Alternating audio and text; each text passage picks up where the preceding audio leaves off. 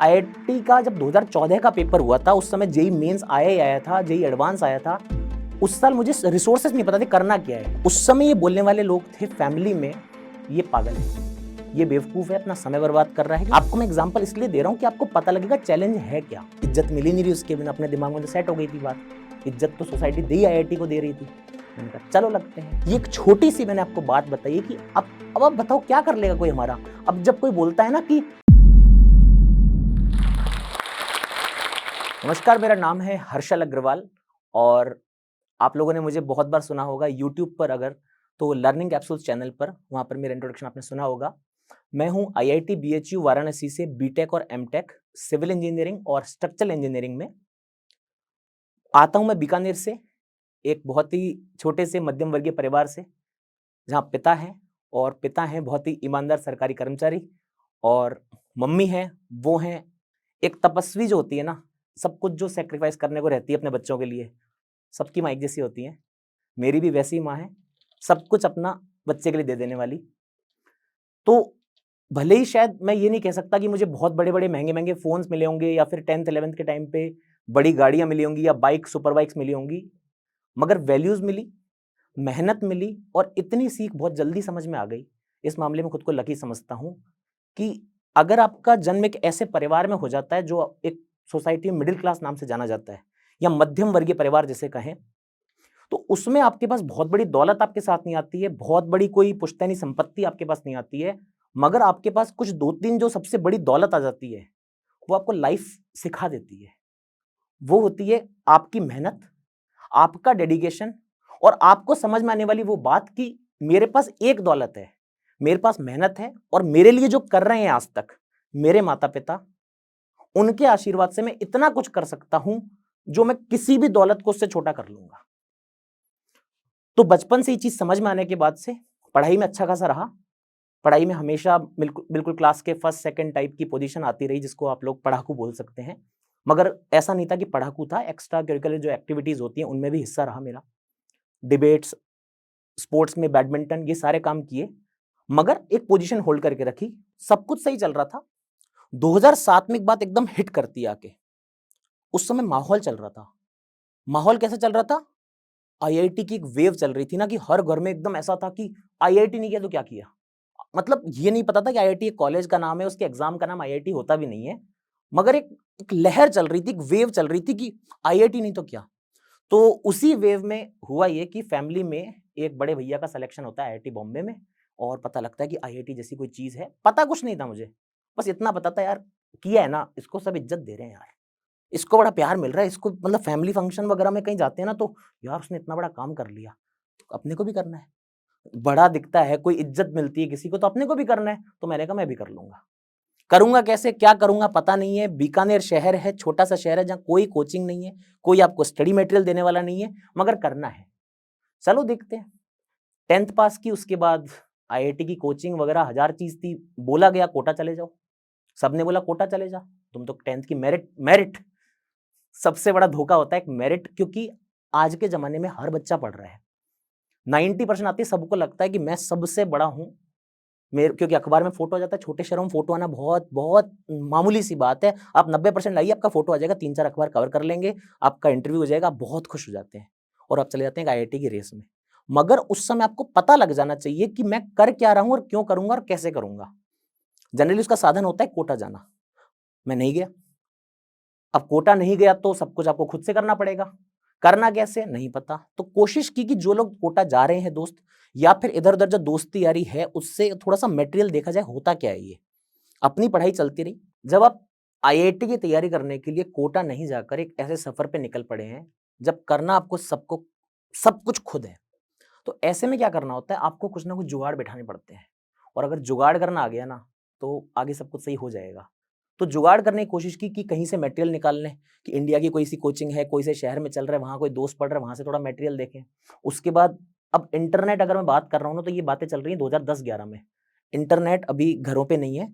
अभी 15 रुपए लगते हैं 1 घंटे बैठने के। एक साइबर कैफे होता है घर के पास में, वहाँ जाना होता है, आईडी लिखनी होती है अपनी, और 15 रुपए दे के 1 घंटे बैठना पड़ता है, और वहाँ पर फिर आप सर्च करने लगते हो।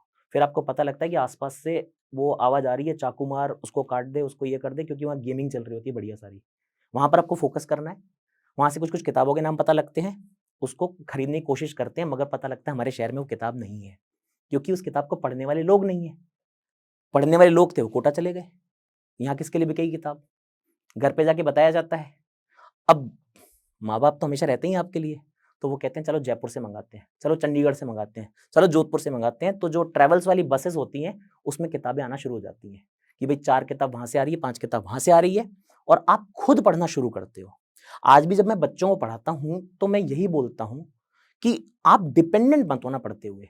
मैं पढ़ा रहा हूँ, मेरा बिज़नेस आपकी डिपेंडेंसी से ही चलता है, मगर फिर भी मैं आपको बोलता हूँ आप डिपेंडेंट मत होना, ना मुझ पर ना किसी और पर। क्योंकि जो आप खुद के लिए कर सकते हो ना, वो आपके लिए कोई करके नहीं देगा। कोई आपके लिए उसको करके नहीं दे सकता आपको। क्योंकि मैं या कोई भी टीचर या मुझे जिन्होंने पढ़ाया, हम सिर्फ रास्ता दिखा सकते हैं। चलना आपको ही पड़ेगा। अगर आपको लगता है कि हम लोग मम्मी-पापा से लेकर एक बहुत बड़ा पैसा कहीं डाल दें और उसके बाद हमारे को मंज़िल मिल जाएगी, तो 18 से 20 लाख लोग उस साल भी जेईई मेंस अटेम्प्ट कर रहे थे। उस समय एआईट्रिपल नाम से होता था और सिलेक्शन फाइनली आईआईटी में पहुँचने वाले टोटल 9000 सीटें होती थी, अब थोड़ी बढ़ गई हैं। अगर पैसा डालने से सब कुछ हो जाता है, तो फिर सबका हो सकता है, मगर ऐसा प्रोविज़न नहीं है। तो इसलिए मेहनत करनी पड़ती है।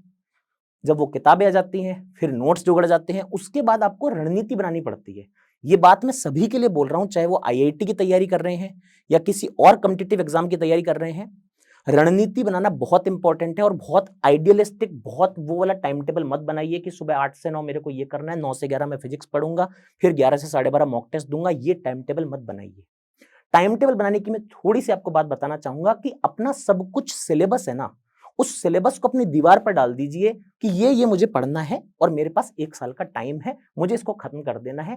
सिलेबस के हिसाब से अपना शेड्यूल बांटिए, अपना डेली रूटीन बांटिए और बांटिए ये कि मुझे कितना समय लगेगा। आपका टारगेट कभी भी, मैं आज सिर्फ पढ़ाई की बात नहीं, हर चीज की बात कर रहा हूं, आपका टारगेट कभी भी ये नहीं होना चाहिए कि मुझे आज 8 घंटे इतना ये करना है। आपको ये पता होना चाहिए साल भर में इतना करना है, इस महीने इतना काम आ गया है, इस वीक में इतना आएगा, तो आज का दिन ये होगा तो मैं 1 दिन की छुट्टी भी निकाल पाऊंगा।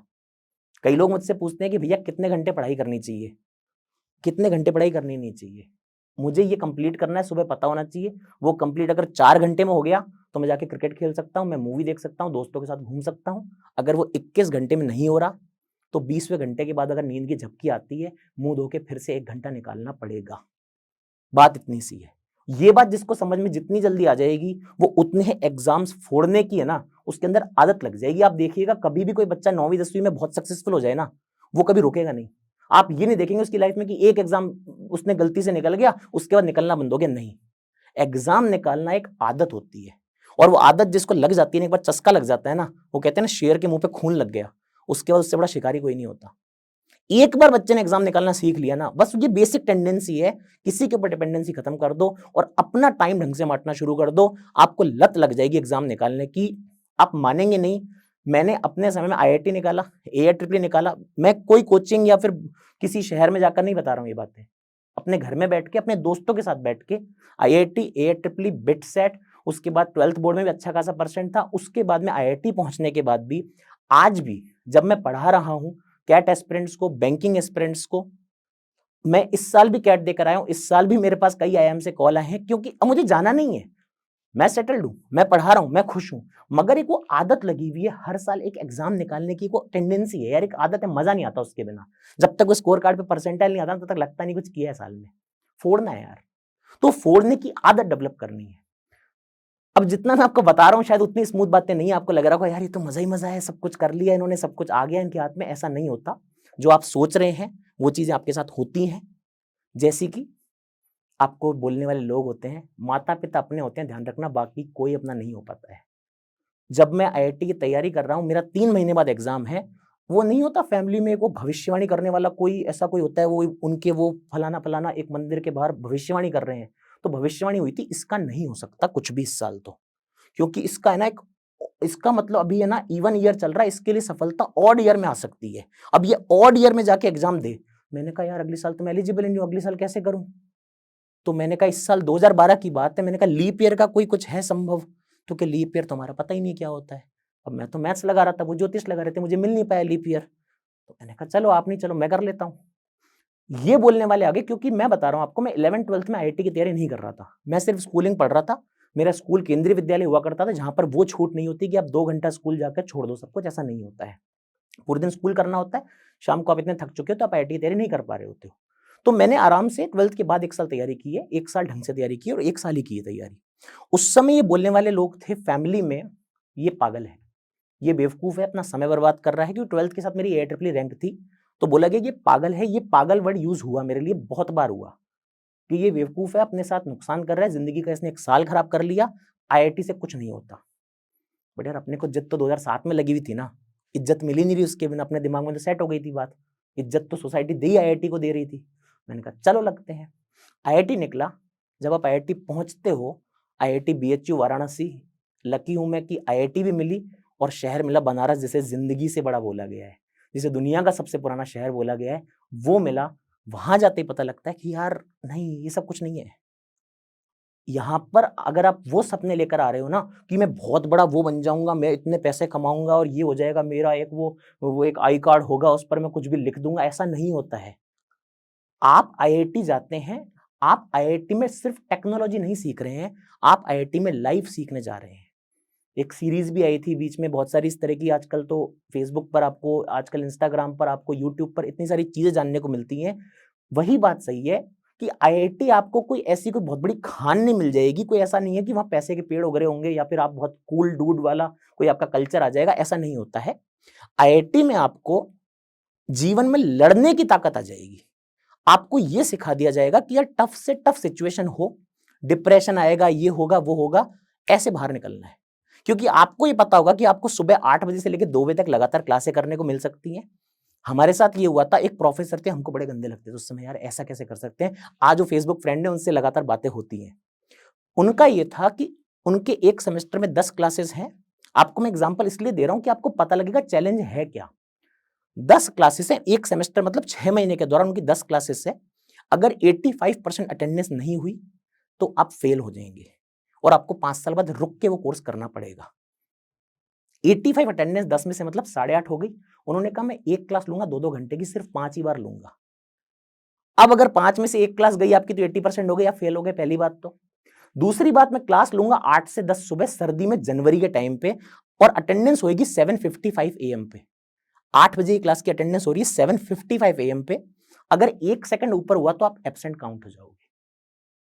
आप मानिएगा, पहले हमको सुन के ऐसा लग गया था कि भाई हो गया, अब नहीं, वापस चलोगे, जगह ढूंढ लेते हैं, नई कुछ नया कॉलेज ढूंढना पड़ेगा। मगर आप मानिए, एक भी बच्चा फेल नहीं हुआ उस कोर्स में। ये नहीं कि उन्होंने कोई बहुत देर कोई रियायत बरत दी थी, बच्चे इतने सीरियस हो गए। ये एक छोटी सी मैंने आपको बात बताई कि अब आप बताओ क्या कर लेगा कोई हमारा। अब जब कोई बोलता है ना कि यार टाइम इतना कम है, ऐसा हो गया वैसा हो गया, काहे का फ्रस्ट्रेशन, काहे का डिप्रेशन, संभाल लेंगे। जब आप 3rd ईयर में, जब आप 18-19 साल की उम्र में ये सब काम कर रहे थे, तो आप 30 साल के, 35 साल के, 40 साल होके ये कोई बात आपका क्या बिगाड़ लेगी। तो ये एक छोटी सी चीज है, छोटी सी चुनौती है, जो आपको बताती है कि लाइफ में कहां तक ले जा सकते हो आप इन चीजों को। जो एक सराउंडिंग जिसमें हम रहे ना, हमारी आने वाली पीढ़ियां उससे बेटर कर पाए, वो बेस्ट काम है। तो मुझे लाइफ में भी ये चीज मिलती गई और काम में मैंने ये चीज ढूंढ ली कि मुझे बस उन लोगों के लिए कुछ ना कुछ कर देना है। बस एक मैसेज वो जब मिल जाता है ना, भैया मजा आ गया, हो गया। और मम्मी पापा जब रोते हुए फोन करते हैं ना बच्चों के, मुझे ऐसा नहीं कि उनको रोते देख के मजा आता है कि अरे रो रहे हैं मेरी वजह से।